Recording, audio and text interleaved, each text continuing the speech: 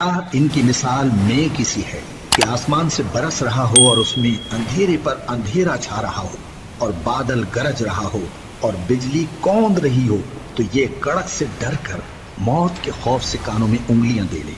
اور اللہ کافروں کو ہر طرف سے گھیرے ہوئے ہے، قریب ہے کہ بجلی کی چمک ان کی آنکھوں کی بصارت کو اچک لے جائے۔ جب بجلی چمکتی اور ان پر روشنی ڈالتی ہے تو اس میں چل پڑتے ہیں، اور جب اندھیرا ہو جاتا ہے تو کھڑے کے کھڑے رہ جاتی ہیں۔ اور اگر اللہ چاہتا تو ان کے کانوں کی سنوائی اور آنکھوں کی بینائی دونوں کو زائل کر دیتا۔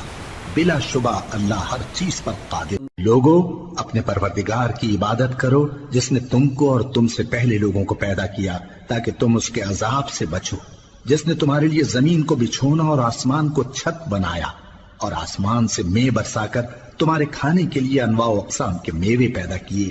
پس کسی کو اللہ کا ہمسر نہ بناؤ، اور تم جانتے تو ہو۔ اگر تم کو اس کتاب میں جو ہم نے اپنے بندے پر نازل فرمائی ہے کچھ شک ہو تو اسی طرح کی ایک صورت تم بھی بنا لاؤ، اور اللہ کے سوا جو تمہارے مددگار ہوں ان کو بھی بلا لو اگر تم سچے ہو۔ پھر اگر ایسا نہ کر سکو اور ہرگز نہیں کر سکو گے تو اس آگ سے ڈرو جس کا ایندھن آدمی اور پتھر ہوں گے اور جو کافروں کے لیے تیار کی گئی ہے۔ اور جو لوگ ایمان لائے اور نیک عمل کرتے رہے ان کو خوشخبری سنا دو کہ ان کے لیے نعمت کے باغ ہیں جن کے نیچے نہریں بہہ رہی ہیں۔ جب انہیں ان میں سے کسی قسم کا میوہ کھانے کو دیا جائے گا تو کہیں گے یہ تو وہی ہے جو ہم کو پہلے دیا گیا تھا، اور ان کو ایک دوسرے کے ہم شکل میوے دیے جائیں گے، اور وہاں ان کے لیے پاک بیویاں ہوں گی اور وہ بہشتوں میں ہمیشہ رہیں گے۔